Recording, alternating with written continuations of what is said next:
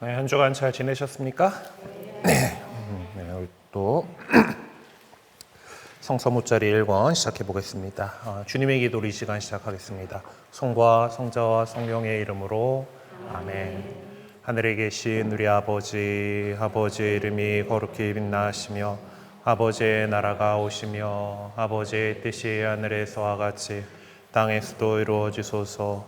오늘 저희에게 일용할 양식을 주고 저희에게 잘못한 일을 저희가 용서하오니 저희 죄를 용서하시고 저희를 유혹에 빠지지 않게 하시고 악에서 구하소서. 아멘.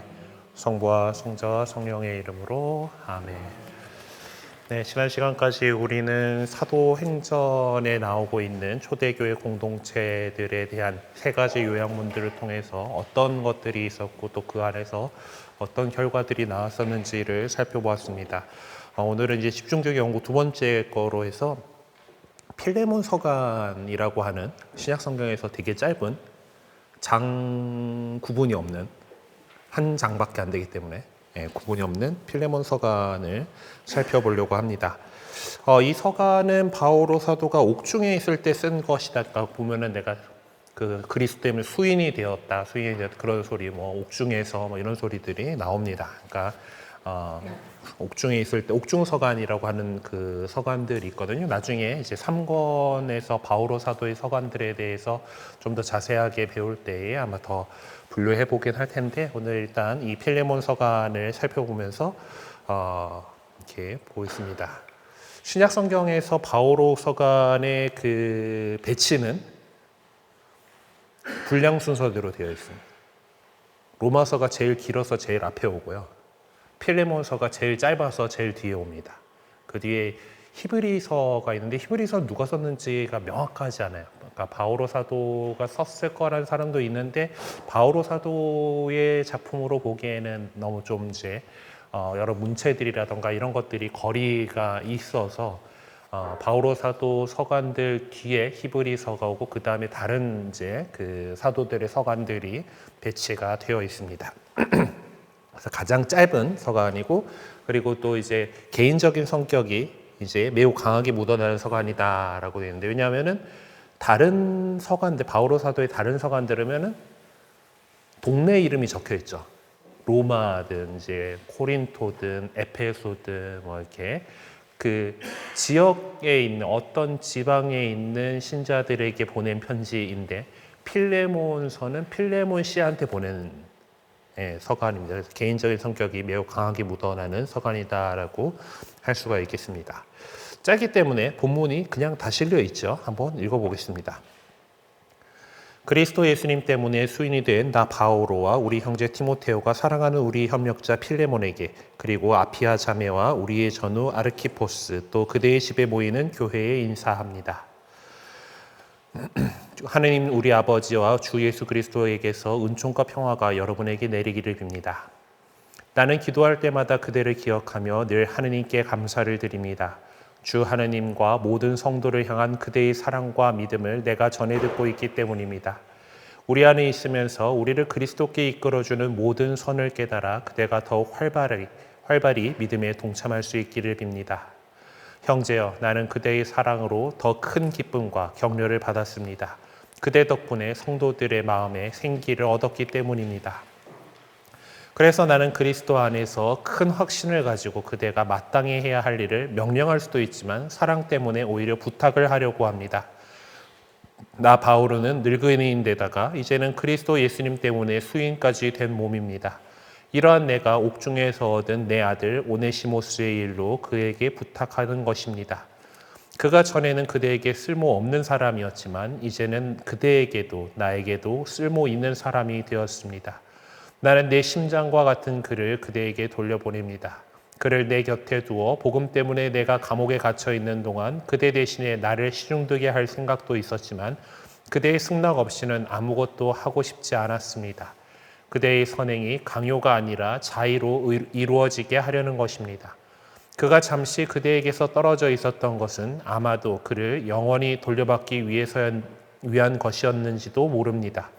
이제 그대는 그를 더 이상 종이 아니라 종 이상으로 곧 사랑하는 형제로 돌려받게 되었습니다.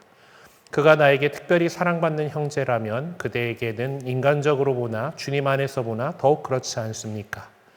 그러므로 그대가 나를 동지로 여긴다면 나를 받아들이듯이 그를 맞아들여 주십시오. 그가 그대에게 손실을 입혔거나 빚을 진 것이 있거든 내 앞으로 계산하십시오. 나 바오로가 이 말을 직접 씁니다. 내가 갚겠습니다. 그렇다고 나에게 빚을 진 덕분에 지금의 그대가 있다는 사실을 말하려는 것은 아닙니다. 그렇습니다, 형제여. 나는 주님 안에서 그대의 덕을 보려고 합니다. 그리스도 안에서 내 마음이 생기를 얻게 해주십시오. 나는 그대의 순종을 확신하며 이 글을 씁니다. 내가 말하는 것 이상으로 그대가 해주리라는 것을 나는 알고 있습니다. 아울러 나를 위하여 손님방을 하나 마련해 주십시오. 여러분의 기도 덕분에 은총이 내려 내가 여러분에게 가게 되기를 바랍니다. 그리스도 예수님 때문에 나와 함께 갇혀있는 에파프라스, 나의 협력자인 마르코와 아리스타르코스와 데마스와 루카가 그대에게 인사합니다. 주 예수 그리스도의 은총이 여러분의 영과 함께하기를 빕니다. 라고 하는 아주 짧은 편지입니다. 개인적인 편지이기도 하다 보니까 이제 내용들이 이제 이렇게 되어 있습니다.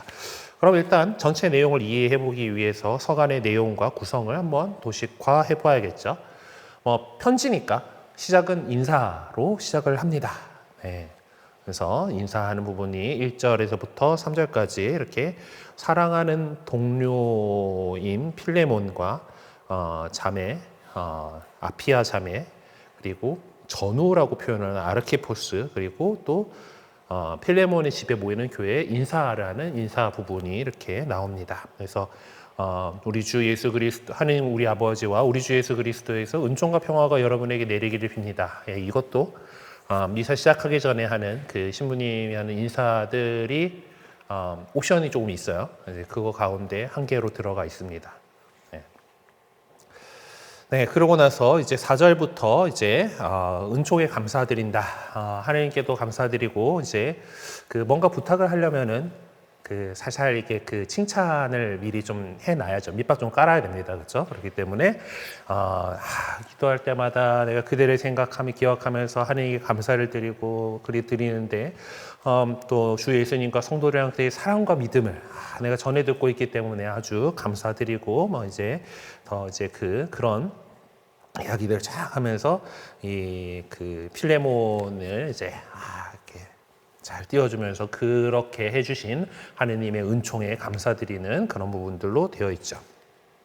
그 다음에 이제 본론 들어가야 되죠. 이제 오네시모스에 대해서 부탁을 해야 되는데 이게 본론이기 때문에 제일 깁니다. 그래서 8절부터 해가지고 이제 쭉 이렇게 해서 이제 16절까지 이제 오네시모스가 뭔가 당신하고 좀 그 과거가 있는 것 같은데, 하여튼 저차 해가지고 나 알게 됐고 얘도 바뀌었고 뭐 회개했고 뭐 그러니까 좀 용서를 해줬으면 좋겠어라고 권고하는 내용으로 되어 있습니다.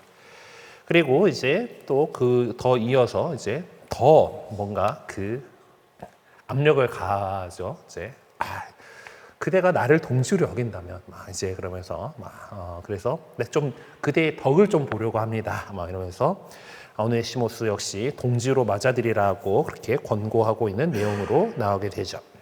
그리고 나서 이제 그 어떤 바람과 자신이 요구하는 것 이상으로 필레몬이 할 수 있을 거라는 기대를 표명하면서 빠른 시일 내에 감옥에서 풀려나서 콜로세로 갈 수 있기를 바라는 희망을 피력하고 있습니다.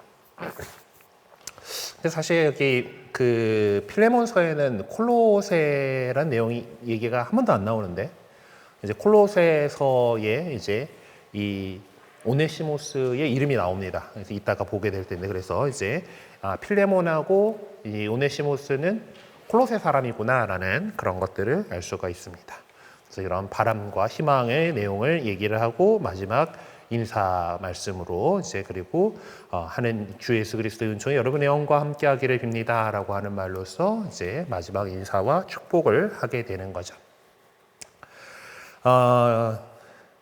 은총이 여러분의 영과 함께하기를 빕니다라고 하는 이 표현을 보면 좀 느낌 오시겠지만은 우리 미사경본이 17년도에 조금 개정되면서 이제 그 3판을 이제 한국어 로마 미사경본 그 서드 에디션이 한국판이 나오게 되면서 이제 그 번역에 있어서 또한 사제와 함께하던 걸 또한 사제의 영과 함께라고 굳이 영을 넣었죠. 원래 라틴어에도 et cum spiritu tuo라고 해서 그 너희 영에 대한 이야기가 나오는데 이제 이런 것은 그 여러분 안에 있는 그 성령께서 성령과 함께 그 성령과 또 그 안에 함께하고 있는 인간의 어떤 영에 대해서도 얘기를 하고 있는 모습들을 이 성경에서도 볼 수가 있습니다. 그래서 그냥 우리가 그 전에는 그냥 너와 함께, 그러니까 에꼼 스피리투 또한 너의 영과 함께라는 건데 우리 말은 좀 희한하게 2인칭 대명사를 잘 안 쓰죠. 2인칭 대명사. 그래서 당신 막 이러면은 원래 당신은 상당히 2인칭 대명사 중에서 존댓말입니다. 근데 그 보통 이제 3인칭 정도로 이제 당신께서는 뭐 이렇게 하면서 이제 안 계신 분의 그것들로 많이 쓰이는 편이 더 많고 면전에 놓고 당신 막 이러고 하면은 되게 그 사랑스럽게 부부관계에서 여보 당신하고 나가고 있는 것이 아닌 이상 싸우자가 되는 그런 느낌들이 있습니다. 그리고 되게 좀 직무로서 그러니까 어떤 직함으로 사람을 부르는 그런 것들이 많다 보니까 이제 또한 그대의 영, 그한 당신의 영과 함께 이렇게 번역 안 하고 다 이제 또한 사제의 영과 함께. 그러니까 또 이제 부제님이 앞에서 복음 읽으면은 또한 사제의 영과 함께 해야 되나 부제의 영과 함께 해야 되나 막 이제 주교님은 그래도 사제니까 그냥 사제의 영과 함께 하면 되는데 막 이제 이런 그 쓸데없는 그런 것들이 생기긴 했는데 어쨌든 뭐 다시 돌아가 봅시다. 네, 어쨌든 이렇게 구성이 되어 있어요. 자, 그러면은 이 필레몬 서간의 유형에 대해서 어떤 그런 글인가라고 하는 것들에 대해서 좀 살펴봅시다. 고겔이라는 학자가 말하듯 재치와 정감이 넘치는 걸작인 이 필레몬 서간은 바오로가 하는 말을 받아 적어서 만들어진 서간이 아니라 바오로 자신이 직접 쓴 서간으로 간주되고 있습니다. 왜냐하면은 다른 서간들 보면 이 글을 받아 쓴 누구도 여러분에게 인사합니다라고 하는 그런 것들 표현이 나오는 것처럼 바오로 사도가 직접 이제 펜을 적어가지고 이제 워낙 또 이제 그 로마서 같은 경우는 분량이 많잖아요. 이거 막 논문 같다고 느껴질 정도로 그러다 보니까 이제 바오로 사도가 직접 적었다라기보다는 옆에 누가 이제 대필가를 두고 이제 받아 적게 한 그런 서간들이 있습니다. 이것도 역시 이제 상관에서 바오로 서간 하면서 이제 어떤 것들이 그 바오로 사도께서 직접 썼는가, 어떤 것들은 불러가지고 그거를 썼는가, 그래서 즉 내용 자체는 바오로 사도가 하신 건가, 또 아니면은 또 어떤 것들은 바오로 사도의 이름으로는 돼 있는데 문체나 이런 것들이 바오로 사도는 아닌 것 같아. 그러니까 다른 제자들이 뭐 다른 사람이 쓴 것 같아라고 하는 그런 것들이 있어요. 그것들도 나중에 살펴보게 될 겁니다. 학자들은 워낙 이제 그런 것들 열심히 파고 들어가지고 분석을 해가지고 우리가 느끼기에는 다 그거 좋은 말씀이구나 싶은데 그것들도 이 말투 하나하나들을 다 이렇게 보면서 이 사람이 쓴 건지 안 쓴 건지 뭐 이런 것들을 보는 것들이 있어요. 어쨌든 이 짧게도 짧고 개인적인 내용이고 그리고 그 중간에도 나와 있었죠. 나 바오로가 이 말을 직접 씁니다라고 이렇게 강조까지 하고 있는 것으로 보아서 이제 직접 쓴 서간으로 간주되고 있는 편지입니다. 이 서간에서 바오로는 그 당시 사회 안에 보편화되어 있던 노예제도에 관한 자신의 입장을 참으로 재치 넘치는 필치로 피력하고 있습니다. 다시 말해 바오로는 그리스도교 신자인 경우 주인과 종과의 관계가 어떠해야 하는지를, 그러니까 필레몬과 오네시모스의 관계를 통해서 새롭고도 전향적인 방식으로 다루고 있습니다. 보른캄이라는 사람은 에페소에서 쓴 필레몬 서간은 우리가 갖고 있는 바오로의 유일한 개인적 서신이다라고 주장합니다. 이거 어디 썼을까에 대해서 좀 뒤에 또 나오긴 하는데 에페소에서 썼을 거야가 이제 우리 책도 그렇고 많은 학자들이 인정을 하고 있는 부분입니다. 그래서 그러면서 유일한 개인적 서신이다. 물론 아까 말씀드렸던 것처럼 수신님이 개인이에요. 개인이긴 한데 그러면서 8절 이하의 그 내용들을 바탕으로 그런 주장을 이렇게 하고 있는데 물론 이 서간이 전적으로 필레몬에게라는 구체적인 한 인물에게 보내신 것은 뭐 그것이 이것이 이제 그 부분이다. 그 사실 내용에 있어서도 이제 거의 뭐 그쪽에는 같이 여럿이라기보다는 2인칭 단수인, 그러니까 당시에는 그대에게 뭐 이런 내용들이 되어 있으니까 그렇다라고 이제 개인적인 서신이다라고 거기에 그 동조하는 학자들도 많이 있죠. 어쨌든 단편적으로만 보면 필레몬 서간은 사적이고 개인적인 성격을 띤 서간이라고 말할 수 있겠습니다. 근데 그런 거면 왜 성경에 들어갔을까? 개인적으로 쓴 서간이면 굳이 성경 안에 포함되어 있을 이유가 없잖아요. 왜냐하면 그러니까 이것이 필레몬한테 보낸 거긴 하지만은 그 공동체, 필레몬의 집에서 모이고 있던 에페소 교회 공동체가 성경처럼 바오로 사도의 말씀으로 계속 읽어왔다라는 얘기가 되는 거죠. 그러니까 지금 우리 이제 그 책은 이제 그걸 말하고 싶은 겁니다. 그러나 1절과 2절에선 이 서간의 수신인으로 필레몬의 집에 모인 교회도 언급하고 있다라는 거죠. 그래서 보면은 그 쭉 여러 가지 수신인들은 그대의 집에 모이는 교회에 인사합니다라고 얘기를 하고 있는 것. 그래서 필레몬 서간은 1차 수신인 필레몬, 그리고 참조 아피아, 참조 아르키포스, 참조 그대의 집에 모이는 교회인 거죠. 그러니까 이제 그 개인에게뿐만 아니라 교회에 전달된 것이다. 그래서 뭐 앞에 이제 이 학자들이 필레몬 서간이 사적인 서간에 불과하다고 평가자라 거로 이제 얘기를 하는데, 그렇게 편협하게 결론 내려서는 안 된다라는 것을 우리 제 강조를 하고 있는 거죠. 그러니까 이 구성을 보에서 알 수 있듯이 필레몬 서간은 순수한 개인적인 그냥 부탁하기 위한 서신의 차원을 넘어서고 있습니다. 필레몬 이게 분명 아마 이제 바오로 사도가 적어서 보냈겠죠. 이제 필레몬의 집에 필레몬한테 보내면서 필레몬은 자기 집에 모여 있는 이 교회 공동체, 가족 뭐 아니면 적어도 가정 공동 그들 앞에서 사도 바오로가 권고하고 있는 바를 받아들여야 했을 것입니다. 그러니까 필레몬에게 공개적으로 요구된 거죠. 그 결단의 태도는 서간의 내용을 생각한다면 매우 중요한 부분이 아닐 수 없을 거예요. 이처럼 바울은 결단을 요구하는 그런 종류의 일들이 교회 안에서 어떻게 해서 개인적인 차원을 넘어서서 공동체적인 성격을 띠게 되었는지를 재치와 정감 넘치는 방법으로 제시해 주고 있습니다.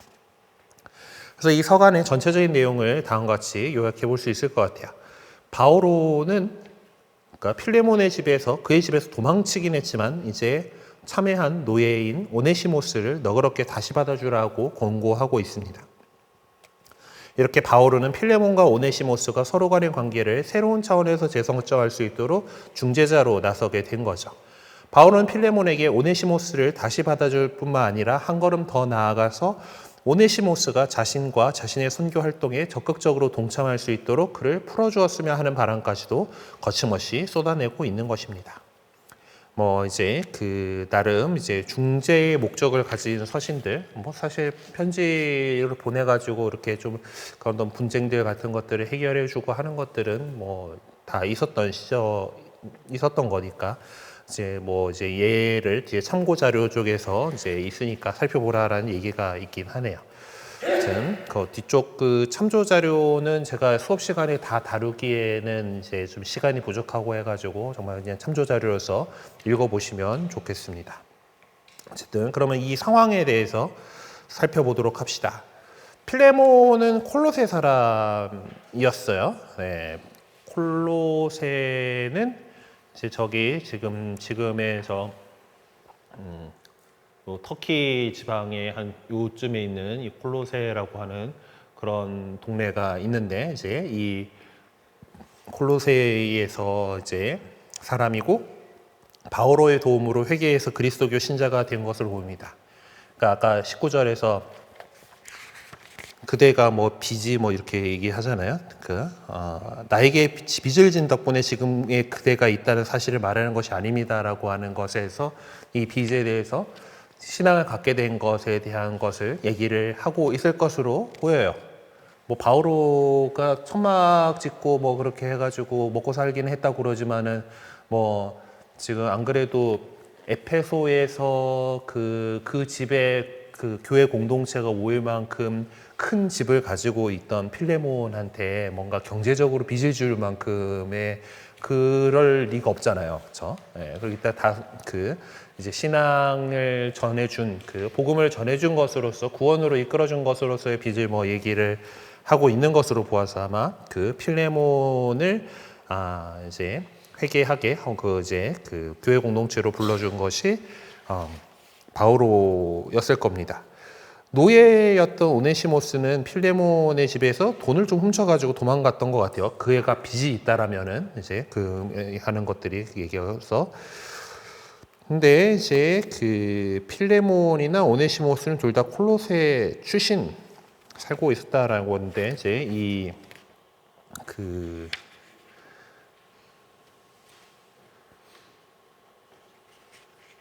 내가 다음에 얘를 적어놓으니 수인 뒤쪽이구나 아직. 어쨌든 콜로세 사람이었던 것으로 보여요. 이제 이게 이제 제가 다 이제 링크를 못 해놓긴 했는데 콜로세에서 4장 9절이 아까 살짝 말씀드렸던 여러분 오네시모스에 대해서 설명하면서 여러분의 동양인입니다라고 하는 그런 표현을 바오로 사도가 하고 있습니다.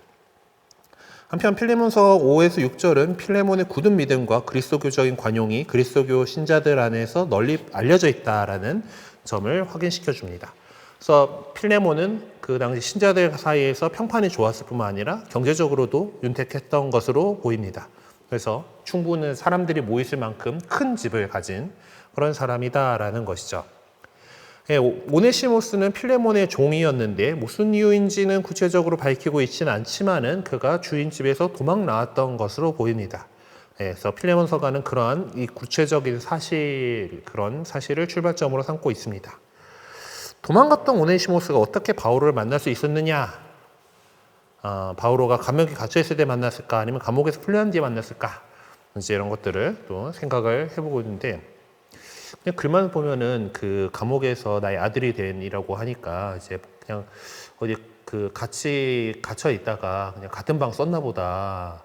그러다가 옆에서 이제 바오로 사도의 뭐 듣고 이제 세례 받고 뭐 그랬나 보다라고 저는 그냥 간단히 생각했는데 그래서 학자들은 이제 또 이런 것들을 따져보기를 좋아하죠. 한번 따라가 봅시다.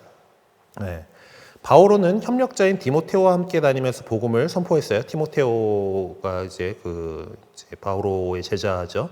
필레몬서 1절, 9절, 23절을 통해서 복음을 선포했다는 이유 때문에 바오로가 수인이 되었다라는 것을 알 수가 있습니다. 1절에도 수인이 됐나, 9절에 가도 이제 또 수인이 된 몸입니다. 뭐 그리고 이제 또 뒤에도 갇혀 있다. 뭐 이렇게 이런 함께 갇혀 있는 이제 이런 얘기들을 하고 있는 것들로 보아서 그 바오로가 감옥에 갇혀 있구나라는 걸 알 수가 있습니다. 자, 그런데 1절과 23절에서 24절을 통해서 바오로가 자기 선교 활동을 돕는 사람들과 함께하고 있다. 지금 같이 갇혀 있는 에파프라스라든가 뭐 마르코라든가 아리스타코스, 데마스, 루카 뭐 이런 사람들 협력해주고 있는 사람들에 대해서 이야기를 하고 있다라는 거죠. 아까 그 앞에도 나왔던 것 같은데. 1절에도 보면은 하여튼 티모테오가 가까이 있으니까 그 발신인에다가 같이 썼겠죠. 네, 이제 이런 것들을 통해서 좀 이제 함께 하고 있기 때문에 어쩌면은 구금 당했다고 하더라도 이제 막 정말 철창에 찰컹찰컹 상태가 아니고 어떤 좀 비교적 자유로운 상태가 아니었을까라고 추측을 해보고 있습니다. 대충 그 시대의 관례에 따르면은 그렇게 아직 재판이 아직 진행 중인 그 상태에서는 친지들이나 가까운 사람들이 어느 정도는 자유롭게 만날 수 있었고 그때 이제 그들이 수감된 자를 돌봐줄 수 있었던 것으로 보입니다. 아무튼 뭐 그렇게 해야지 바오로가 오네시모스를 만날 수 있었고 그를 회개시켜서 그리스도의 신자가 되게 할 수 있었다라고 이제 얘기를 하고 있네요. 만일 이제 엄격한 통제와 감시 아래에서 수감 생활을 할 수밖에 없었다라고 한다라면은 오네시모스를 회개시켜서 믿음을 갖게 하는 일은 불가능했을 것입니다. 필레몬 서간의 내용만 가지고는 그러한 사실을 입증할 수가 없기 때문에 그냥 추정해 볼 수가 있는 건데, 확실한 것은 콜로새서 4장 9절이 지적하고 있듯이 콜로새 신자들에게 보내는 서간과 필레몬에게 보내는 서간을 지니고 갈 티키코스와 요거를 내가 어딘가 적어놨는데, 이 오네시모스에 대해서 이제 콜로새서 4장 7절에서 보면은 이 티키코스라고 되어 있는데, 티키코라고 적어놨죠. 티키코 어차피 이제 그 코스 오스 이제 우리 그 새 성경에서는 조금 더 이제 그 사람들 이름을 원어 표현 그대로 적고 있습니다. 그러니까 사실 우리 바오로라고 하지만은 파울루스잖아요. 그러니까 라틴어식으로 하면은 파울로스인데 티키코스라고 이제 좀 적어졌지만은 이제 요 그 안병철 신부님이 적을 때 옛날 이제 그 우리 이제 그 세례명 부를 때 보면은 주격으로 안 쓰고 이제 다섯 번째 격이 뭐였더라? 하여튼 그 라틴어의 그 옥격인데 이제 일격을 쓰는 게 옥격을 써가지고 약간 그 뒤에 오로 끝나는 경우들이 많아요. 페투루스일 텐데 베드로라고 부르고, 파울루스인데 파오로라고 부르고, 이제 그런 건 티키코스면은 티키코라고 이렇게 부를만 하겠죠. 이제 그런 어미 변화들이 있는 거니까 왜 스 빼먹었을까? 사실 스 빼먹은 것 같아요. 다 오네시모스, 사실 그렇게 일정할 때는 오네시모 해야 될 건데, 어쨌든 티키코스가 이렇게 나옵니다. 여기 보면은 이제 충실하고 사랑받는 형제 오네시모스도 같이 보냅니다. 그는 여러분 동양인입니다라고 콜로새서 이렇게 있거든요. 그러니까 아마 이 필레몬서하고 같이 이렇게 티키코스한테 시켜가지고 에페소 신자 전체, 콜로새 신자 전체들에게 콜로새 신자들 공동체에 이렇게 보내는 편지와 함께 필레몬에게 보내는 편지를 같이 해서 보냈을 것 같다라는 거예요. 그래서 이렇게 콜로새로 돌아가는 오네시모스와 바오로 사이의 우정이 상당히 깊었다라는 점을 지적을 하고 있습니다. 그래서 바오로는 조금도 망설이지 않고 필레몬에게 그대가 나를 동지로 여긴다면 나를 맞아들이듯이 그를 맞아들이십시오라고 이야기를 하고 있는 것이죠.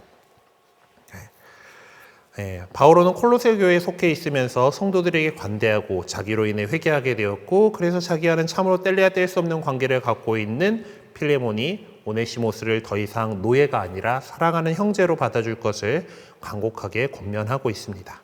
결국 바오로의 권면을 받아들인 필레몬은 오네시모스가 더 이상 그의 종이 아니라 바오로가 펼치는 선교 활동의 협력자로 일할 수 있도록 그를 자유롭게 해줄 것입니다. 자, 그러면 이 바오로가 붙잡혀 있다라고 그랬는데, 수감되어 있다고 했는데 어디에서 이 글을 썼을까라고 하는 상상을 좀 해볼 수가 있죠. 사도행전에 나오고 있는 그런 것들을 보건대 사도 바오로가 이제 갇혀 있었다. 그러니까 이게 아주 자유롭게 돌아다니는 것이 아니라 어떤 구금 생활을 했던 곳은 한 3군데를 볼 수가 있습니다.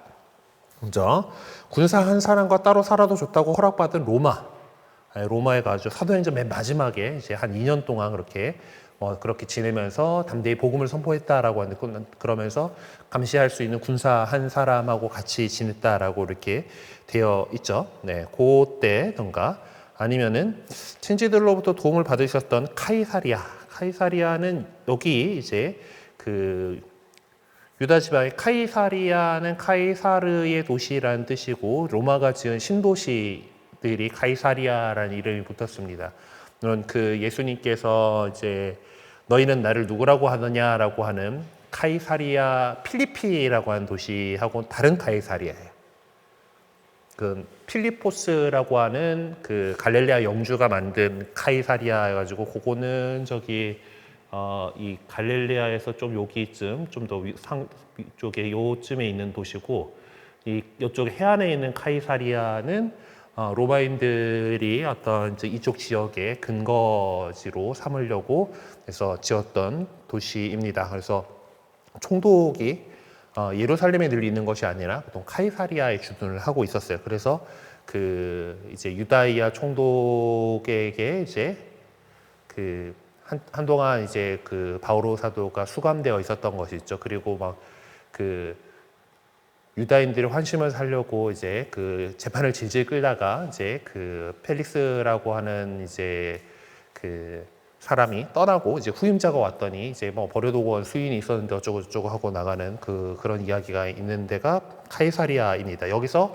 항소해가지고 난 황제께 항소하겠어 해가지고 이제 로마로 가는 거잖아요. 그렇죠? 거기가 이제 나오고 아니면은 에페소에서 공연 감옥에 갇혀 있었던 적이 또 있죠. 에페소로 이렇게 볼 수가 있는데 뭐 이제 그 결론은 에페소일 겁니다. 아까도 나왔죠. 네, 봅시다. 한번 역사적 맥락을 염두에 두어서 봅시다. 필레몬서 22절에 언급된 여행 계획이 바오로 본인에 의해서 수립된 것인가? 그러니까 곧 갈 거니까 손님방 준비해 놓으소라고 이렇게 했던 그 부분에 대해서 이제 그것이 바오로 본인에 의해서 수립된 것인가 아니면 오네시모스를 필레몬에게 되돌려 보내지만 사실은 그를 자기의 협력자로 쓰고 싶어 하는데 그를 어느 곳에서 그렇게 하고 싶어 하는 것일까 하는 그런 점을 살펴보아야 된다라는 거예요. 어쨌든 이 세 가지 가능성에 대해서 이제 점검을 해보면은 바오로의 수감 장소가 로마였을 것이다라는 것은 사실 로마였다라고 하면은 멀죠. 일단 여기 콜로세하고 로마하고는 많이 멀고 사실 카이사리아도 그렇게 치면은 엄청 멀어요. 여기도 이렇게 그렇죠. 하여튼 일단 멀다. 그래서 멀 뿐만 아니고 경비도 만만치 않았다. 둘째로 카이사리아 역시 멀다. 그래서 결국 에페소가 아니었을까. 그래서 필레몬에게 보낸 서간의 집필 장소와 시기가 콜로세 신자들에게 보낸 서간의 집필 장소와 시기와 동일하다라는 점을 지적할 수가 있겠죠. 아까 봤던 콜로세서 4장 7절에서 9절의 그 내용을 보게 되면 그렇습니다. 그래서 필레몬에게 보낸 서간이 에페소에서 쓰였다라고 한다면 그 시기를 추측하는 것도 어렵지 않습니다. 바오로는 53년에서 55년경에 에페소에 머물렀기 때문에 그 기간 중에 필레몬에게 보내는 서간을 집필했을 가능성이 크겠죠. 역사적인 상황 역시 바오로의 그 수감 장소가 에페소였을 것이다라는 것을 또 실어줍니다. 왜냐하면은 도망간 노예를 잡아들이는 것들도 뭐 여전히 중요한 것이죠. 그러니까 로마에는 그렇게 도망간 노예를 잡아들이는 관청이 있었던 반면에 소아시아 지역에는 그렇게까지 행정력이 미치지 않았다라는 거죠. 그러니까 도망 노예인 오네시모스가 콜로세를 떠나서 도망을 가는데 멀리 로마로 가는데 로마에 그렇게 괜히 가가지고 그 도망 노예를 잡아들이는 그런 관청이 있는 그런 데까지 가서 하는 것보다 적당히 혼란한 이 소아시아 지역에서 있는 게 나았죠. 네. 그래서 로마로 도망가는 것보다는 에페소로 도망가는 것이 보다 안전하다고 생각했을 것입니다. 에페소가 또 이제 에페소가 바닷가에 있죠. 여기. 바닷가에 있는 항구 도시예요. 그러니까 콜로세는 내륙 도시고 에페소는 항구 도시 바닷가인데 그만큼 항구 도시로서 대도시였기 때문에 대도시면은 뭐 오가는 사람들 많고 북적거리고 그러니까 이렇게 적당히 스며들어가서 도망가기 좋을 그런 자리였던 것이죠. 그리고 그렇게까지 콜로세로부터 엄청나게 멀지 않은 그런 곳이다. 그래서 이 에페소가 가장 유력할 것이다라고 이렇게 보고 있습니다. 오네시모스는 뭐 하는 사람이었을까라고 했을 때 가사 노예였을 가능성이 높아 보인다. 집을 돌보는 뭐 이제 그런 거에서 아마 주인의 재산 관리를 하던 그런 거였을 거다라고 보는 것 같아요. 가사라고 하면은 이제 뭐 집안에서 청소하고 뭐 이런 거 같은데 그죠, 집사로서 이제 일하던 그런 그 노예였을 것으로 봅니다. 이 글조라는 학자는 필레몬이 오네시모스라는 노예에게 현금 출납 업무를 맡겼던 것이 아닐까라고 추측하면서 이 18절 그가 빚을 진 게 있다라면은 이제 어쨌든 그 확인할 수 있는 건 이 노예였던 오네시모스가 주인인 필레몬에게 빚을 지고 있었다라는 사실뿐입니다. 그러면 이런 중책을 맡았던 오네시모스가 무슨 이유로 주인의 집에서 도망쳤을 것일까? 사실 노예들 중에서도 이런 일들을 맡길 수 있는 노예다라고 하면은 이미 주인에게 신뢰를 충분하게 쌓을 수 있는 어느 정도 똑똑하고 뭐 그 한 배운 그런 노예였을 텐데, 어쨌든 뭐 그 고대 사회에서는 그런 일이 비일비재하게 일어났다라는 점이죠. 여러 가지 이유로 주인의 집에서 도망쳤었고 오네시모스도 그러한 부류에 속한다고 볼 수가 있습니다. 그는 필레몬의 노예로 있으면서 이런저런 기회에 바오로에 대한 이야기를 들을 기회가 있었을 것으로 보여요. 이제 필레몬의 집에서 이제 뭐 있었고, 아마 바오로 사도가 필레몬하고 그 정도 관계를 맺었다는 것들에서 볼 때, 이제 에페소 교회에서 있을 때 이제 건설하고 할 때 그때 아직 도망 안 갔었던 그래서 그 집안에 섬기고 있던 노예로서 이렇게 슬쩍 봤을 그 기회가 있었을 것 같습니다. 어쨌든 이 점은 필레몬 서간의 내용을 통해서 쉽게 확인해 볼 수가 있다라는 거죠. 놀라운 것은 오네시모스가 주인의 집에서 이런저런 기회에 들었을 바오로라는 사람을 찾아가서 그에게 도움의 손길을 요청했다라는 사실입니다. 이때 바오로는 그를 그리스도교 믿음의 길로 인도했고 그로 하여금 믿음을 갖도록 했습니다. 그렇게 하고 나선 놀랍게도 그를 설득하여 주인에게로 되돌아가게 하는데, 그때 그의 주인인 필레몬에게 전해주게 될 서신을 지참게 한 것이죠. 결과적으로 그 서신 덕분에 도망갔던 노예 오네시모스는 그에게 합당한 처벌을 받기는커녕 오히려 호의적인 대접을 받았을 뿐만 아니라 바오로가 원한 것처럼 바오로의 협력자가 되어 복음 선포에 적극적으로 참여할 수 있게 되었던 것입니다.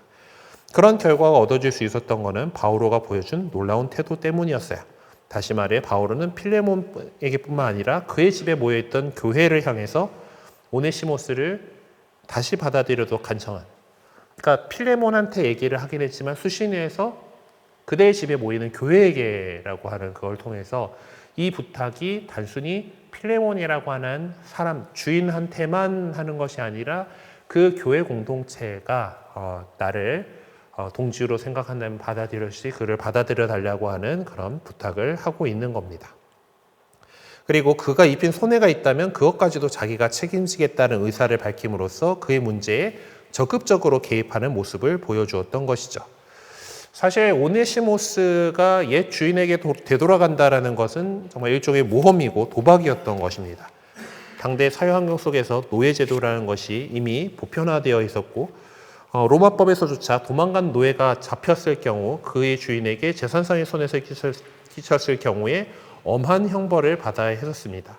바오로 역시 그러한 법적인 문제를 잘 알고 있었던 것으로 보이죠. 그러니까 내 앞으로 계산하십시오 하고 이렇게 그 얘기를 하고 있는 것이 이제 그런 것들을 이제 그 감안을 하고 있다라고 볼 수가 있습니다. 그래서 내가 갖겠습니다 이렇게 얘기를 하고 있는 그 확신을, 그리고 그렇게 얘기할 수 있었던 것은 필레몬이 오네시모스를 받아줄 것이라는 확신을 갖고 있었기 때문에 사실 세상의 어떤 제도를 생각한다라면은 그렇게 도망간 노예가 엄벌을 받아야 되는 것이 당연하던 사회였을 테지만은 그것을 사랑으로, 공동체적인 사랑으로 더 넘어설 수 있도록 이렇게 도전장을 내밀었던 것이죠.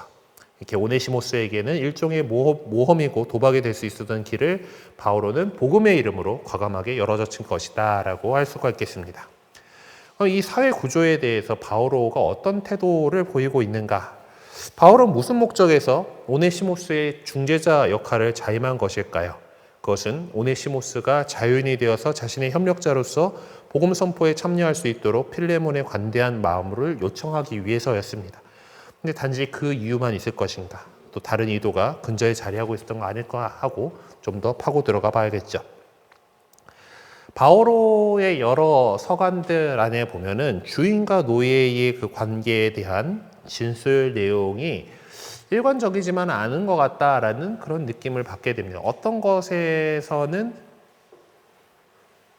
이 새로운 것이 생겨났기 때문에 이제 종도 주인도 자유인도 없고 뭐 이런 얘기들을 합니다. 자, 코린토후서 이제 5장 17절에 보면 누구든지 그리스도 안에 있으면 그는 새로운 피조물입니다. 옛 것은 지나갔습니다. 이제 이렇게 새 것이 되었습니다. 옛 것이 지나고 새 것이 되었다. 그리스도 안에 있으면 새로운 피조물이다라고 이렇게 하면서 세례받은 그리스도인들을 새로운 피조물로 규정을 하고 있습니다. 그리고 이어서 갈라티아서 3장 26절에서 28절 보면 여러분 모두 그리스도 예수님 안에서 믿음으로 하느님의 자녀가 되었습니다. 그리스도와 하나 되는 세례를 받은 여러분은 다 그리스도를 입었습니다. 그래서 유다인도 그리스도인도 없고 종도 자유인도 없으며 남자도 여자도 없습니다. 여러분 모두 그리스도 예수님 안에서 하나입니다 라고 되게 우린 다 예수 그리스도 안에서 하느님의 자녀로서 동등한 품위를 지닌다라고 하는 것을 강조를 하고 있어요. 네. 그리스도의 공동체에 속한 사람들은 그리스도 안에서 하나이게 되었기 때문에 어떤 형태의 구별이나 차별이 있을 수 없다라고 밝히고 있습니다. 그렇다면 필레몬서의 내용을 토대로 위에 인용한 바오로의 주장들을 대입시켜 볼 때 바오로는 기존의 사회 구조 자체를 근본적으로 붕괴시켜야 된다는 의미로 사람들을 선동하기 위해서 그런 주장을 했다고 말할 수 있겠는가? 우리가 형제로 이렇게 해야 된다라고 강조를 하지만은 정말 그것을 실현하기 위해서 혁명을 일으켜야 된다까지 이렇게 선동을 하고 뭐 이런 건가라고 볼 때 그건 아닌 것 같다라는 거예요. 코린토전서 7장 21절을 보면은 그대가 부르심을 받았을 때 종이었습니까? 그것에 마음 쓰지 마십시오. 자유인이 될 수 있다 하더라도 오히려 지금의 상태를 잘 이용하십시오라고 이야기를 합니다. 수능적인 그래서 이제 많은 세월이 지난 다음에 이제 막스 아저씨가 그랬죠. 이제 종교는 민중의 아편이다라고 이제 그 뒤에 더 뭔가 좋은 것을 막 이렇게 하면서 사람들의 어떤 그 체제의 수능성을 시키고 어쩌고저쩌고 하면서 하여튼 그냥 그대로 이제 이렇게 가라라고 하는 그런 얘기들도 있습니다. 여기서 요구하는 대로 그리스도교 신자가 된 이후에 자유인이 되었다 하더라도 노예로서의 신분을 그대로 간직하고 있어야만 하는 것인가? 네. 그것은 그렇기 때문에 앞에 내용 말하고 뒤에 내 말하고 지금 어떻게 알아들어야 될 것인가? 네. 종도 자유인도 없고 다 하나님의 자녀가 됐다라고 얘기를 하는데 그럼에도 불구하고 세상에서의 원래 그런 신분, 어떤 지위 이런 것들은 그대로 가져가야 된다라고 하는 겁니다. 우리는 여기서 노예제도에 관한 바오로의 공식적인 입장에 관해서 연구하는 것이 아니기 때문에 그냥 여기까지만 보겠다라는 거예요. 네, 서간들을 통해서 당시에 보편화되어 있던 노예제도에 관해서 초대교회의 어떤 원칙적인 입장을 표명하려고 했던 것은 아니다라고 하는 겁니다. 필레몬 서간을 통해서 우리는 단지 오네시모스의 인생 여정에 있어서 복음이 미친 결과를 알 수 있을 뿐이고 그것을 통해서 복음 선포가 일상생활의 영역에 영향을 미쳤을 것이라는 사실을 확인해 볼 수 있는 정도죠. 그러니까 뭐 대대적으로 어떤 그리스도인이고 귀족이고 주인인 사람들은 다 노예 해방하시오 뭐 이런 식의 극단적인 것이 아니었다라는 거죠. 단지 한 사람을 그래도 형제로 그리고 바오로 사도가 자신의 어떤 동역자로 쓰기 위해서 좀 호의를 베풀어 달라고 이렇게 권했고 그리고 그것이 되었다라고 하는 것을 이제 이야기를 하고 있는 겁니다. 네, 5번 전체 내용 요약으로 넘어가 봅시다. 여기는 제가 PPT를 많이 못 만들었기 때문에 제목만 있어요. 자, 지금까지 살펴본 내용을 요약하면서 동시에 신학적인 의미로 찾아봅시다. 필레몬 서간은 노예였던 오네시모스의 중재자의 길을 자임한 바오로에 의해서 극히 개인적인 입장에 쓰여진 감동적인 서신입니다. 이 서간은 당대의 노예 제도 자체에 대한 바오로의 입장을 표명한 선언서가 결코 아니죠. 바오로는 필레몬과 오네시모스를 모두 회개시킨 장본인으로서 필레몬과 그 가정 공동체 구성원 모두가 얼마 전에 도망쳤다가 지금 되돌아온 노예 오네시모스를 용서하고 그리스도의 형제로서 인정하고 받아들이도록 권고하고 있는 겁니다. 더 나아가서 오네시모스가 자기 곁에 있으면서 선교를 위해 일할 수 있도록 그에게 자유인의 지위를 부여주기를 바라는 개인적인 염원도 암시적으로 전하고, 직접적으로 대놓고 얘기하지 않아. 암시적으로 이제 얘기를 하고 있다는 거예요. 그런 결정을 할 수 있는 사람은 누굽니까? 원래 주인인 필레몬밖에 없죠. 그렇기 때문에 바오로가 명령하려고 하지만 권고한다고, 사랑으로 권고한다라고 하고 있는 거고, 그대의 허락 없이 아무것도 하고 싶지 않다라고 얘기를 하고 있는 것이, 그 권리는 주인인 필레몬에게 있기 때문에 그렇습니다. 모든 것이 그의 자유의지에 달려 있는 것이죠. 그런데 바울은 그가 어떤 결정을 내리든 그것을 받아들일 준비를 하고 있었습니다. 바오로에게 있어서 중요했던 것은 하나님께서 원하시고 바라시는 형제적 사랑이 모든 행위의 기준이 되어야 한다는 것뿐이었죠. 우리는 콜로새서 4장 7절에서 9절을 통해 필레몬이 이미 오네시모스를 용서했을 뿐만 아니라 바오로가 원했던 것 이상으로 행했다는 사실을 알 수 있습니다. 필레몬은 지난날 자기 종이었던 오네시모스를 자유인이 되게 하여 바오로와 그의 선교 활동을 돕도록 했던 것이죠. 그로부터 오네시모스는 바오로의 협력자로서 일하게 되었습니다. 이렇게 오네시모스의 운명은 근본적으로 바뀌게 되었습니다. 여기서 우리는 신학적인 관점 하나를 눈여겨보아야 할 것입니다. 바오로와 그 협력자는 종교적 이유를 내세워서 당대의 어떤 생활 여건이나 법적인 관계를 결코 무시하지 않았고, 오히려 그러한 상황들을 복음을 위해서 유익하게 이용할 줄 알았다는 것입니다. 그것을 우리는 복음의 토착화라고 말할 수 있을 것입니다. 사실적인 면에서 보면 필레몬은 노예 하나를 잃었죠. 재산이에요. 그 당시에 노예는 재산인데 재산의 손실이 있었던 겁니다. 그렇지만 그 대신에 형제 하나를 얻게 된 것입니다. 필레몬 서간은 역사적 관점이나 신학적 관점에서 우리의 관심을 끌기에 부족함이 없는 서간이에요. 이 서간은 우선적으로 초기 그리스도교회가 당시 보편화되어 있던 노예제도에 관해서 어떤 태도를 취하고 있었는지를 보여주는데, 그 부분은 매우 중요하고 의미 있는 부분이 아닐 수 없습니다. 당대의 사회적인 맥락에서 노예제도 자체의 파기는 불가능했고 상상조차 할 수 없는 일이었어요. 그런데 그리스도 공동체 안에는 이미 놀라운 일들이 일어나고 있었습니다. 그리스도 공동체 안에서는 노예였다가 그리스도교 신자가 된 이들이 물건처럼 취급받던 지난날과는 달리 이미 형제로 받아들여지고 있었던 것입니다. 그들의 어떤 사회적인 지위 자체가 자유인이 된 건 아니지만은 그 주인인 신자 주인이고 그 노예인 그 신자도 그 사이를 그냥 다른 비신자들이 막 그렇게 대하듯이 그렇게 강압적인 그런 것으로 하지 않았었다라는 거예요. 형제로 받아들이고 같이 이렇게 살아갔다라는 거죠.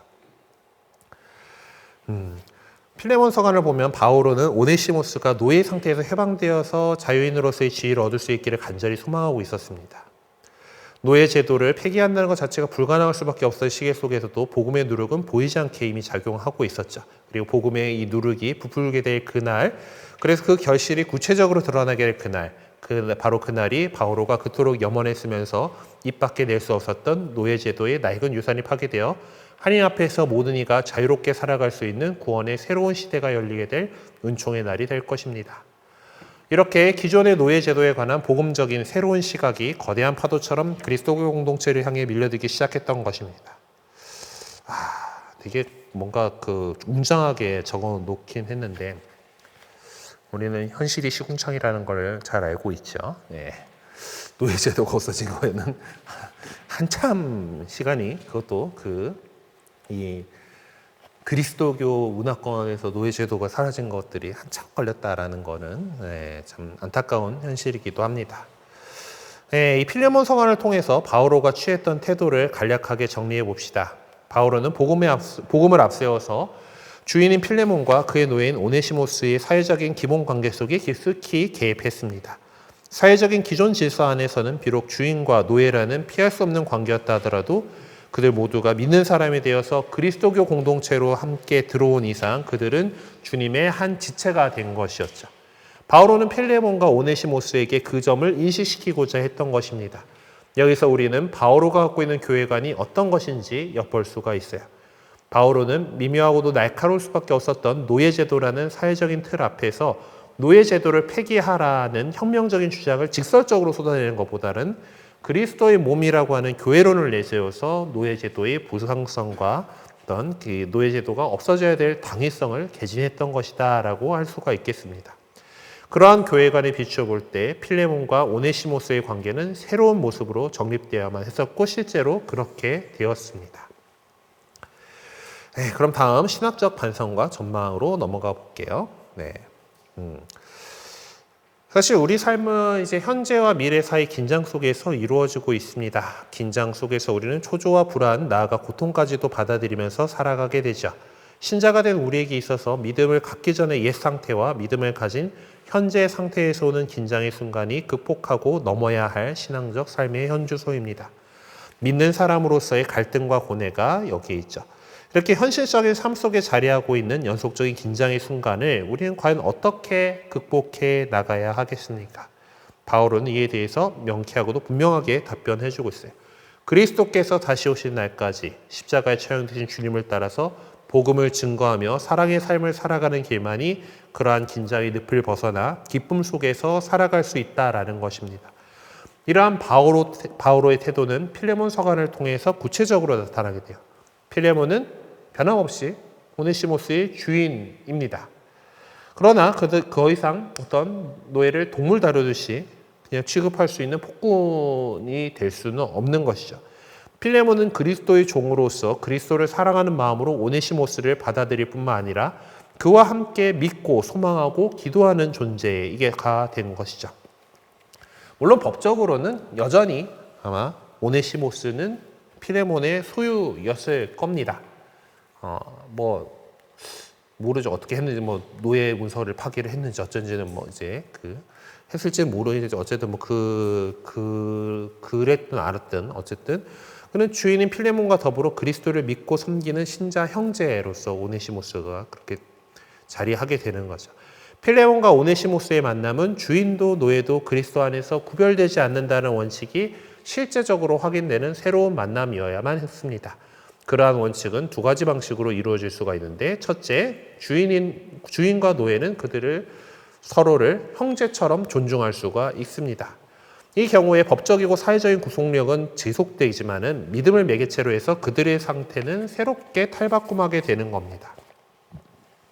그리고 둘째로 필레몬은 오네시모스에게 자유인으로서의 지위를 확복해 줌으로써 그리스도와 그분의 일을 하게 해줄 수도 있습니다. 그러니까 정말 이제 면천시켜가지고 이렇게 할 수도 있겠죠. 이렇게 볼 때 코린토전서 12장 13절과 갈라티아서 3장 27에서 28절이 전해준 내용은 결코 실현 불가능한 이상으로 전락하지는 않을 것입니다. 믿음의 열매로서 필레몬과 오네시모스의 관계는 새롭게 정립되어야만 할 것이에요. 결과적으로 오네시모스는 주인의 관대함의 결과로서 자유인이 되어서 바오로의 협력자로 일할 수 있게 되었습니다. 이러한 관계의 근본적인 변화의 출발점은 바로 선교적인 관점에 있습니다. 즉 그리스도교 신자는 예외 없이 모두가 그리스도를 선포해야만 한다는 것. 그러기에 노예였던 오네시모스에게도 그런 사명을 살아갈 수 있는 토대를 마련해 주어야 한다는 점에서 바울은 필레몬에게 불가능해 보이는 관계의 변화까지도 요구하고 있는 것입니다. 바오로가 취하고 있는 입장은 예수님께서 취하셨던 태도와 본질적으로 다르지 않아요. 그것은 역사적으로나 신학적으로 확인 가능한 부분인데, 예수님 역시 노예제도라는 사회의 구조적인 문제를 정식으로 문제 삼지는 않으셨습니다. 여러 가지 비유들을 통해서 팔레스티나에서 일반화되었던 소작제도나 주종 관계를 기존의 현실로 인정하고 그를 언급하신 바가 있죠. 그러나 예수님께서 당신의 존재 근거로서 마지막 순간까지 간직하셨던 본질적인 관점은 하느님의 주권입니다. 하느님의 주권은 그분의 사랑을 통해 구현되고 있죠. 예수님께서는 그러한 사랑을 몸으로 증명해 보이시기 위해서 민족과 신분을 구분하지 않으시고 모든 일을 위해 죽음의 희생물이 되셨습니다. 그것을 이번 주간에 우리 살아가게 되죠. 그분은 종말론적인 상징적 행위로 간주되는 식탁 공동체에 모든 이가 참여할 수 있도록 문을 열어젖히셨습니다. 예전에는 하느님 백성이라고 하는 것이 이스라엘을 얘기하는 거였다면 예수 그리스도 이후에 모든 인류에게 열린 천국문이 열린 것이죠. 그렇기 때문에 우리도 이렇게 모여가지고 하나님 말씀을 공부하고 또 함께 구원의 길로 나아가고 있는 것입니다. 예수님께서는 하느님의 사랑을 구현하는 분으로, 하느님을 표상하시는 분으로, 그리고 하느님을 섬기는 분으로 당신의 모습을 보여주십니다. 그것이 예수님 삶의 진면목이고 그분의 제자들이 살아야 하고 선포해야 할 출발점인 것이죠. 하느님의 주권을 세우는 일이 시대의 현실을 근본적으로 바꿔놓을 수 있는 유일한 길이 될 것입니다. 예수님께서 당신의 삶을 통해서 보여주신 것이 바로 그것입니다. 그러니 우리가 가야 할 길이 어떤 길인지 명확히 밝혀진 이 시점에서 이 길 외에 다른 길을 어떻게 선택할 수 있겠습니까? 우리의 삶에 있어서 윤리적인 판단 기준은 무엇보다도 예수님의 삶의 진면목 안에서 찾아져야 할 것이고, 그것은 모든 인간을 차별 없이 사랑하시는 하느님의 주권을 우리의 일상생활 속에 다시 세우는 일입니다. 이렇게 볼 때 복음을 출발점으로 삼아 변증법적으로 논증하고 있는 필레몬 서가는 오늘을 살아가는 우리에게 제시된 복음의 도전이라고 볼 수 있을 겁니다. 과연 우리는 복음에서 유래하는 그리스도교적인 윤리가 극히 현실적이면서도 복음이 요구하는 바를 실천하게 하신 것임을 드러내 보일 수 있을 만큼 복음에 충실하게 살아가고 있는가? 늘 끊임없이 매 순간 스스로에게 제기해야 할 질문이다라는 겁니다. 믿음 공동체에 속한 우리가 어떤 모습으로 살아야지 세상을 향해서 복음을 선포한다라고 할 수 있을 것인가? 네, 우리 안신부님이 아주 막 이렇게 나가고 있어요, 그렇죠? 네, 사회적인 현실 문제 한 단면 보면서 그 급격하게 이제 이런 것들, 네.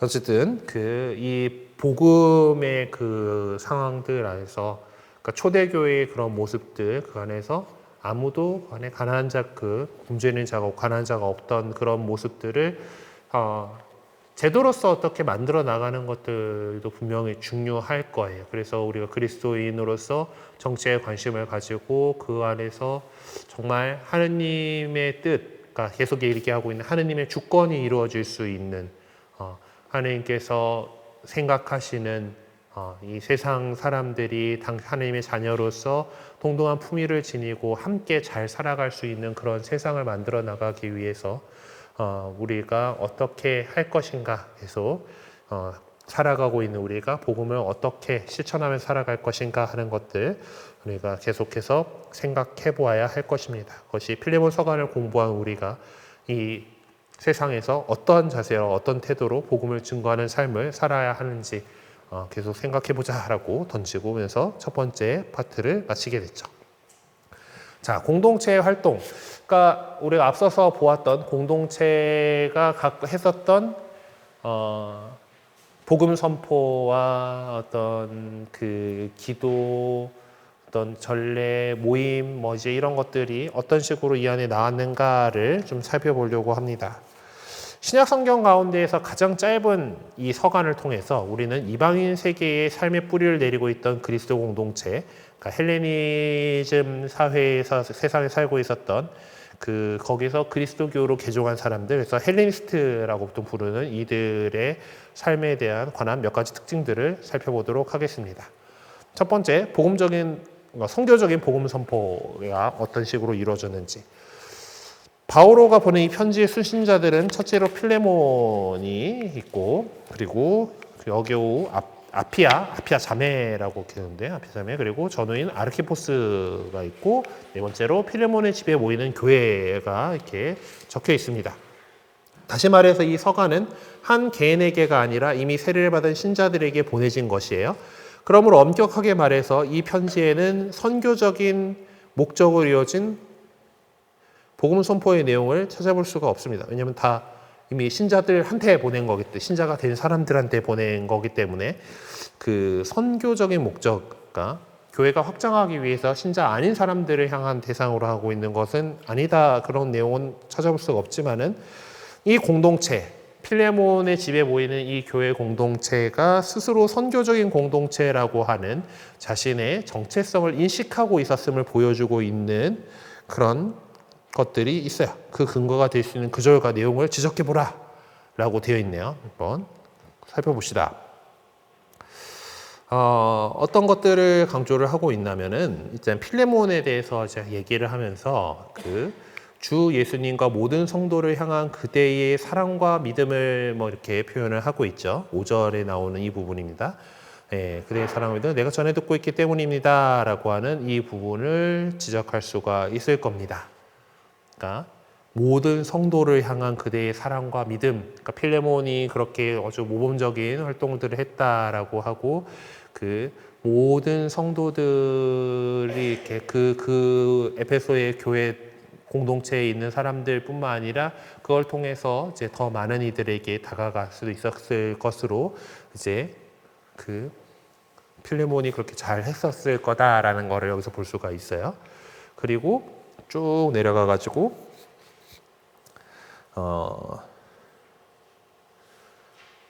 이제 17절에 보면은 그러므로 그대가 나를 동지로 여긴다면 나를 맞아들이시 그를 맞아들여 주십시오. 애니메이션 뭔가 잘못 들어가긴 했는데 어쨌든 뭐 그래서 그래서 이 내용들을 얘기해 보면은 필레몬이 보여준 성도들에 대한 사랑과 믿음 그리고 오네시모스를 동지로 맞아들려는 가를 간청 속에 담겨진 이 신앙인의 자세를 통해서 이제 선교적인 공동체라고 하는 더 확장하고 있는 공동체라는 자신의 정체성을 인식할 수 있을 거다라고 이렇게 이야기를 합니다.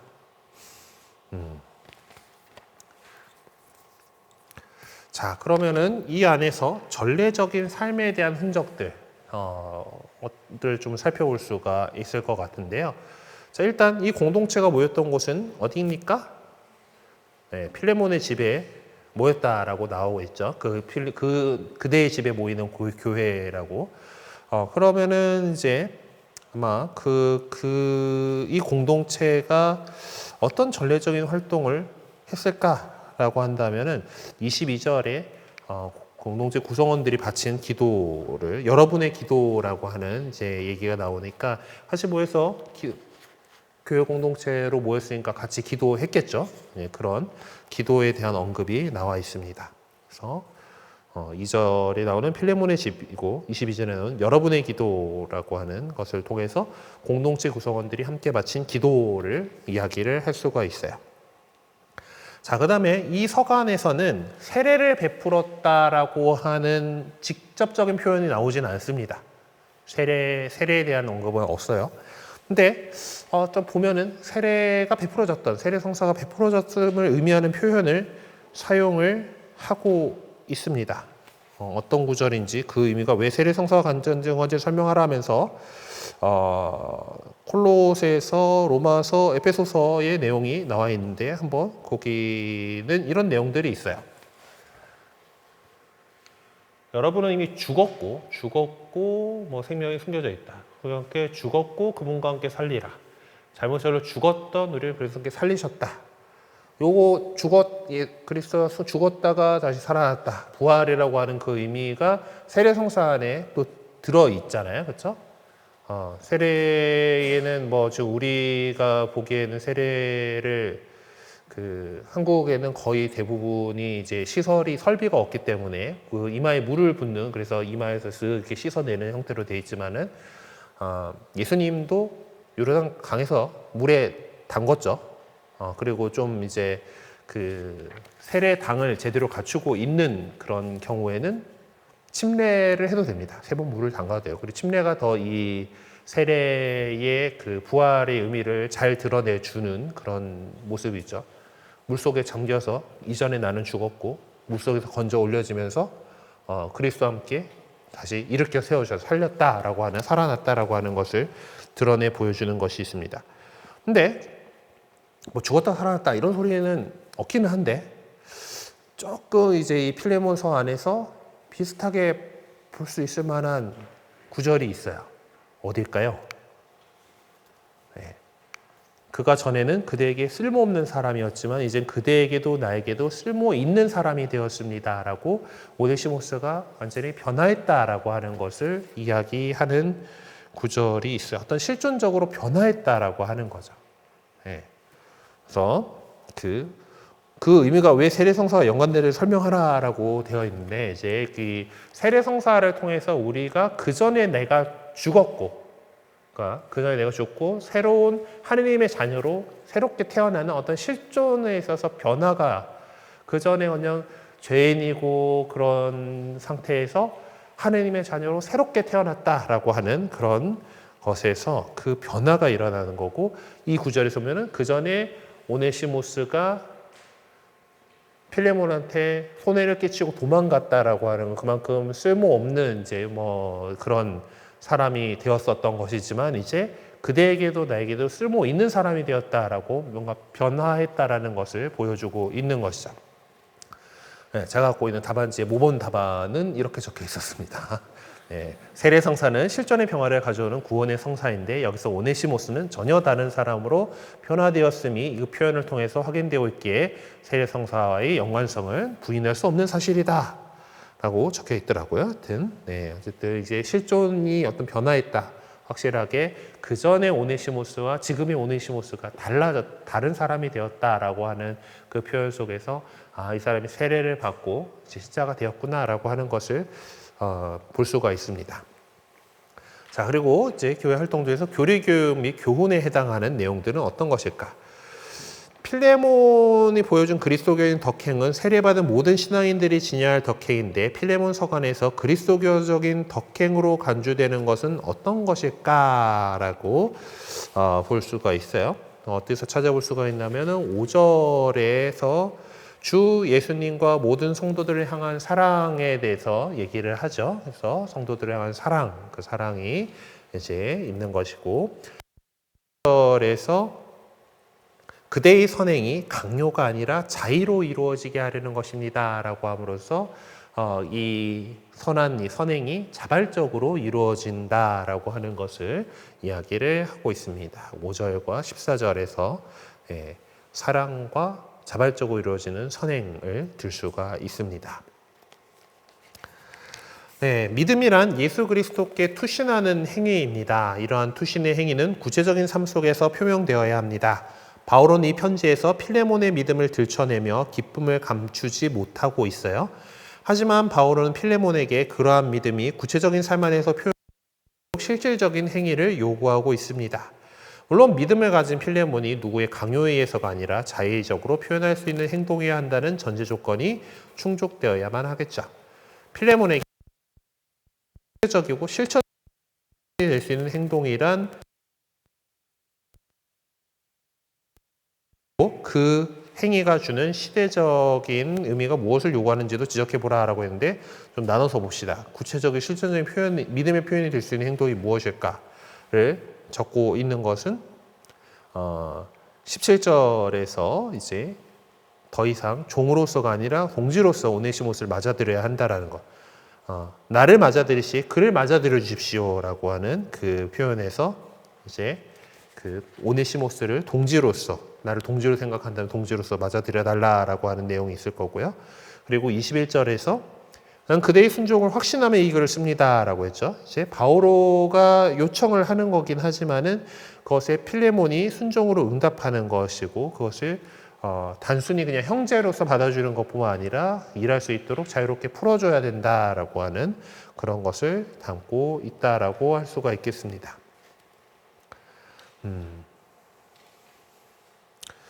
그리고 당시 어떤 그 행위가 주는 시대적 의미와 우리에게 무엇을 요구하는가에 대한 것들을 지적해 보라라고 했는데, 바오로가 이제 필레몬에게 요구하고 있는 바를 이제 필레몬이 행동으로 응답을 하게 될 것이죠. 이것은 당대의 어떤 사회 제도나 구조를 생각할 때 정말 혁명적인 행위가 아닐 수가 없습니다. 필레몬은 이제 믿음이 없었다라고 하면은 불가능한 행동들을 실천에 옮기고 있는데, 그걸 통해서 복음의 요구에 대한 답변이 한계가 없다라는 것을 모든 그 시대의 신자들에게 가르쳐준다라고 모범 답안이 그렇게 적혀 있었어요. 이제 이제 이렇게 복음에 대한 가치를 지키기 위해서 이렇게 살아가는 것, 그것을 실천해 나가는 것이 어떤 그 제도나 이런 것들을 그냥 확 바꿀 수는 없는 것이잖아요. 그러니까 그 틀들 안에서도 최대한 우리가 복음의 정신대로 어떤 진짜 실질적인 신분제, 철폐 이런 것들을 그 옛날에 할 수는 없었다라고 하지만은 그 안에서 정말 형제적 사랑을 살아갔던 거, 우리 그 한국교회 초기교회 공동체에서도 그랬던 거잖아요. 양반과 뭐 이제 상민들이라고 그 이제 신분제 사회였지만은 노비였던 사람들도 뭐 이제 다 이제 형제로서 양반네들이 다 이렇게 형제로서 취급해주고 챙겨주고 이제 그렇게 살면서 복자 누구셨더라? 나에게는 천국이 두 천국이 있습니다라고 얘기해요. 지금 이미 이곳에서 내가 사람으로서 이렇게 대접받고 살고 있어. 여기가 이미 천국이고 하나님 나라에 내가 이제 순교를 하고서 가게 돼 하나님 나라에서 누릴 천국이 있다라고 두 개의 천국이 있다라고 말씀할 정도로 이미 그 신분제 사회라고 하는 그 틀을 그냥 혁파해내지는 않았지만은 그리스도인으로서 할 수 있는 일들을 했던 그런 모습들이 교회 역사 안에서 이렇게 나오고 있는 것이죠. 그래서 우리가 그렇게 복음의 요구에 대한 우리가 할 수 있는 답변, 거기에 대해서 우리가 응답하는 것은 한계가 없다라는 것을 보여주는 그런 것이라고 할 수 있겠습니다. 넘어가서 이제 공동체적인 삶을 어떻게 살았는가에 대한 부분으로 가보죠. 신자들은 서로 간의 관계에서 어떤 태도를 취해야 할 것인가, 그리고 신자 공동체의 지도자들과 구성원들 간에 어떤 삶의 자세가 요구되는가, 그거에 대한 구절을 찾아보고 의미를 설명해 보아라 라고 되어 있네요. 본문으로 가가지고 한번 살펴봅시다. 처음 이렇게 볼 수 있는 부분은 16절에 나오는 사랑하는 형제, 사랑받는 형제라고 하는 표현이라고 저는 생각합니다. 이제 서로를 향해서 사랑하는 형제, 형제, 자매로서 받아들여라라고 하는 그런 부분이겠죠. 그리고 또 다음 찾아볼 수 있는 것은 그 지도자와 구성원들 사이의 삶의 자세에 해당할 건데, 그냥 어떤 일방적으로 명령하는 것이나 마땅히 해야 할 일을 명령할 수도 있지만 사랑 때문에 오히려 부탁을 하려고 합니다라고 이렇게 하는 이 8절의 이 구절을 생각해 볼 수가 있을 겁니다. 네. 그리고 또한 이제 그 지도자들과 구성원들 사이의 어떤 삶의 자세 안에서 이제 또 볼 수 있는 부분이 어떤 순명에 대한 부분이라고 할 수가 있죠. 난 그대의 순종을 확신하며 이 글을 씁니다라고 이제 이야기를 하고 있는데, 이제 이런 부분들이 이제 찾아볼 수가 있을 겁니다. 그래서 그 16절에서 보면 사랑하는 형제 관계가 믿는 사람들 안에서도 이루어져야 한다라고 하는 것, 사랑하는 형제라고 하는 그 관계가 그 공동체의 구성원들 신자들 서로 간의 관계 안에서 이루어져야 할 것이고, 그리고 8절, 9절, 21절에서 볼 수 있는 것처럼 지도자는 명령이 아니라 사랑으로 다가가고 신자들은 순종으로 응답해야 한다라고 하는 그런 그 모습을 볼 수가 있겠죠. 여기서 이제 그 의미를 설명해 보라고 했으니까 나는 뭔가 적혀 있던데, 하여튼 이것이 우리 사이에 서로들 사이의 관계 형성이 복음적인 삶으로서 이렇게 살아가야 한다라는 거, 사랑하는 거.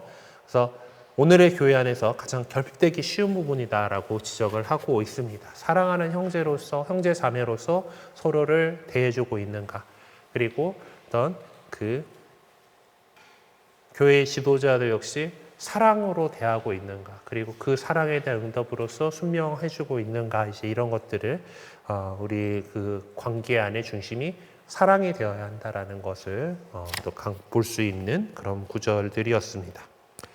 자, 이 서간은 극히 개인적인 성격을 강하게 띠고 있는 것이 사실입니다. 그럼에도 불구하고 이 서간은 공동체에 전달되고 있죠. 앞서 살펴봤던 거예요. 믿음을 신실하게 실천해 나가는 신앙인 각자의 삶은 공동체적인 삶에 대한 축복으로 나타나게 됩니다. 이러한 믿음의 삶은 공동체의 어떤 모습을 창출해 내는가라고 이제 얘기를 하고 있고, 사도행전 2장 42절을 보세요라고 되어 있죠. 거기는 친교에 대한 얘기가 나오고 있죠. 그래서 우리가 이번 학기에 계속해서 얘기하고 있는 이 친교의 공동체가 창출된다라는 것, 서로 사랑으로 이렇게 대해주고 하는 그 안에서 그 친교가 이루어진다. 어떤 그 당시에 어떤 사회적으로 한계지어져 있던 신문까지도 다 초월할 수 있는 그런 친교의 공동체를 이룰 수 있다라고 하는 것입니다. 자, 그래서 좀 더 이제 그 사회적인 문제들에 이제 들어가는 인간적이고 사회적인 문제에 과감하게 맞서 투쟁하는 그리스도 공동체라는 제목을 달고 있는데, 그래요. 종의 신분을 지닌 사람들로 구성된 그리스도 공동체들 안에서 이제 노예제도 자체가 문제시되지 않을 수가 없었어요. 그런데 우선적으로 노예제도에 관한 바오로의 진술 내용들을 적어보라라고 하면서 여기저기 그 구절들이 나와 있네요. 이제 일단은 봅시다. 코린토전서 7장 20절에서 24절에 보면 저마다 부르심을 받았을 때의 상태로 지내십시오. 엎으려고 하지 마라. 부르심을 받을 때 종이었으니까 마음에 쓰지 마십시오. 자유인이 될 수 있다는 오히려 지금 상태를 잘 이용하십시오. 주님 안에서 부르심을 받은 종은 이미 주님 안에서 해방된 자유인입니다. 마찬가지로 부르심을 받은 자유인은 그리스도의 종입니다. 하느님께서 값을 치르고 여러분을 속량해 주셨습니다. 사람의 종이 되지 마십시오. 형제 여러분, 저마다 부르심을 받았을 때의 상태대로 하느님과 함께 지내십시오라고 공고하고 있습니다. 뭔가 좀 체제 수능적인 그런 표현들이겠죠. 네. 에베소서 6장 5절에서 9절에도 마찬가지입니다. 종 여러분 그리스도께 순종하듯이 두려워하고 떨면서 순수한 마음으로 현세의 주인에게 순종하십시오. 사람들의 비위를 맞추기 좋아하는 자들처럼 눈가림으로 하지 말고 그리스도의 종으로서 하느님의 뜻을 진심으로 실행하십시오. 사람이 아니라 주님을 섬기는 것처럼 기쁘게 섬기십시오. 종이든 자유인이든 저마다 좋은 일을 하면 주님께 상을 받는다는 것을 알아두십시오. 그리고 주인 여러분도 종들을 이와 같이 대해 주십시오. 겁주는 일을 그만두십시오. 그들의 주님이시며 여러분의 주님이신 분께서 하늘에 계시고 또 그분께서는 사람을 차별하지 않으신다는 것을 알아두십시오. 여기서 차별하지 않아야 된다라고 하는데 그것이 어떤 사회적인 제도를 엎어버리는 것으로서 나타나는 건 아니죠. 네. 그래서 이런 내용들이 있고, 또 콜로새서 3장 22절에서 4장 1절에는 종 여러분 무슨 일에서 선생의 주에게 순종하십시오. 사람들의 비위를 맞추거나 아까 한 것들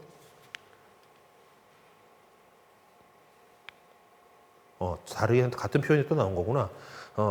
눈과 하지 말고 주님을 경외하면서 순수한 마음으로 순종하십시오. 무슨 일을 하든지 사람이 아니라 주님을 위하여 진심으로 다하십시오. 주님에게서 상속 재산을 상으로 받는다는 알아두십시오. 여러분은 주 그리스도의 종이 되십시오. 네.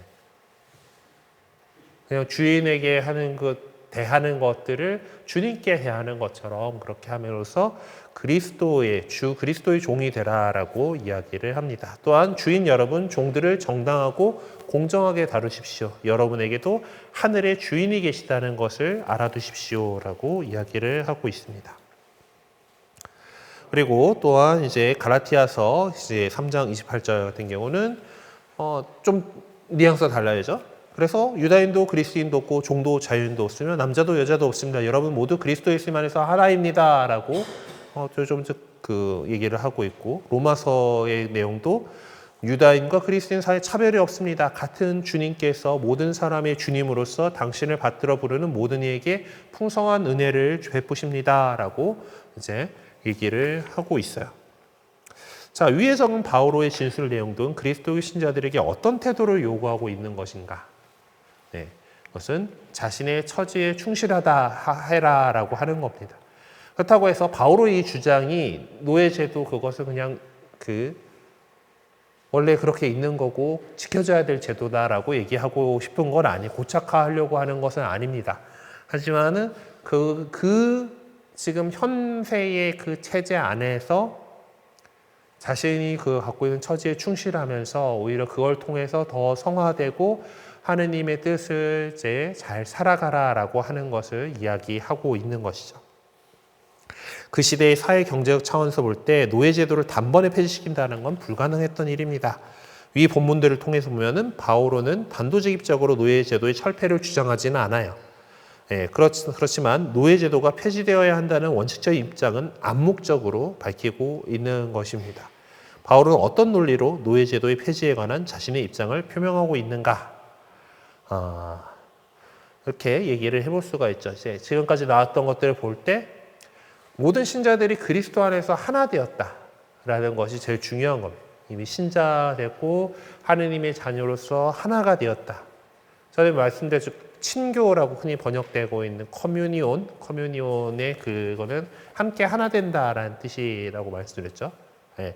그렇게 하나 되었기 때문에 공동체를 이제 이루기 위해서 자신의 기득권을 버리고 형제적인 사랑을 구체적으로 실현해야 한다라고 가르치고 있는 것이죠. 네. 너무 기왕하는 김에 그 답지를 펼쳐드리고 예, 얘기를 하도록 합시다. 어쨌든 이제 이 믿음이라고 하는 것이 더욱이 구체적인 삶에서 확증되어야 하기 때문에 초대교회 신자들은 우선적으로 노예제도가 보편화되어 있던 그 시대에 문제의식을 갖고 복음을 실천하는 모습을 보이도록 요구받고 있는 것입니다. 이 플레몬 서가는 복음의 사회적 도전이라고 부를 수 있는 내용들을 내포하고 있고 복음이 강생할 수 있도록 말씀이신 하느님께서 이 세상에 오셨던 것처럼 복음 역시 이 세상에서 그것이 살아 숨쉴 수 있도록 하기 위해서 지혜롭고 현명한 길을 선택해야 할 필요성을 제시해 주고 있는 것입니다. 네, 뒤에 이제 125쪽부터 나오는 개별적 연구에 있는 내용들은 한번 좀 읽어보시면은 좀 도움이 될 만한 그런 내용들, 앞에서 우리가 살펴봤던 것들 안에서 볼 수 있는 내용들이 있어요. 네, 이것들 다 뭐 다루기에는 여러 가지 어려움들이 있어서 그것들은 그 참고 삼아서 읽어봐 주시고요.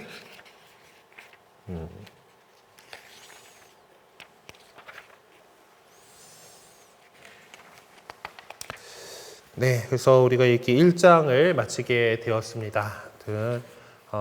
초기 교회 공동체의 어떤 모습들을 우리가 살펴보면서 그 안에서 갖고 있었던 여러 가지 가르침을 들으려고 하는 것들, 함께 모이고 함께 기도하고 빵을 떼어 나누고 그리고서 이제 일체 친교의 공동체를 이루어서 모든 이가 이제 가진 것을 이렇게 나누고 그걸 통해서 사람들이 이제 더 경외심을 갖고 두려움과 어떤 호감을 갖게 되고 그리고 그 안에 그 구원받을 사람들의 수를 늘려주는 그런 모습들이 오늘날 우리 공동체 안에서 그 초대교회 공동체만큼은 못한다 하더라도 그래도 우리가 최대한 할 수 있는 것들을 해 나갈 수 있도록 우리가 지금 현실 속에서 이 복음에서 배운 것들을 어떻게 살아갈 수 있을지 좀 더 잘 생각해 볼 수 있는 그런 우리들 됐으면 좋겠습니다. 이번 주간 이제 성주간 지내게 됩니다. 예수님께서 이제 십자가와 부활로 우리를 구원하신 것을 기념하는 파스카 축제를 이제 맞이하게 되는데 뜻깊은 성주간 되시기 바라고 다음 주는 부활 휴가입니다. 네, 한 주 쉬고요. 네, 전통적으로 우리 교회는 전통적으로 이제 한국 교회도 이제 부활 다음 날 월요일 날은 쉬어요. 네, 우리 본당도 이제 열고 하는 걸 쉬어야 되고 저도 쉬어야 되고 그래서 다음 주는 휴강입니다. 그래서 다다음 주에 이제 만날 수 있도록 하겠습니다. 그래요. 그러면 오늘 여기까지 하도록 하겠습니다. 하나님께 영광 드리면서 이 시간 마치겠습니다. 성부와 성자와 성령의 이름으로 아멘. 영광이 성부와 성자와 성령께 처음과 같이 이제와 항상 영원히 아멘. 성부와 성자와 성령의 이름으로 아멘. 네, 수고하셨습니다.